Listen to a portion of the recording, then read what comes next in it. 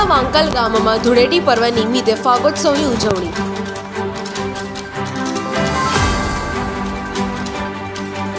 ખોટારામપુરાથી આવેલા યુવાનોએ ફાગોત્સવની આદિવાસી સમાજની પરંપરા જાળવી રાખી।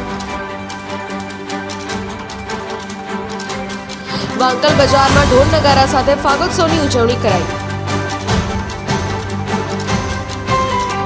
વિવિધ પ્રકારના કાળા બાવા બની અલગ અલગ કપડાં પહેરી આકર્ષણ જમાવ્યું।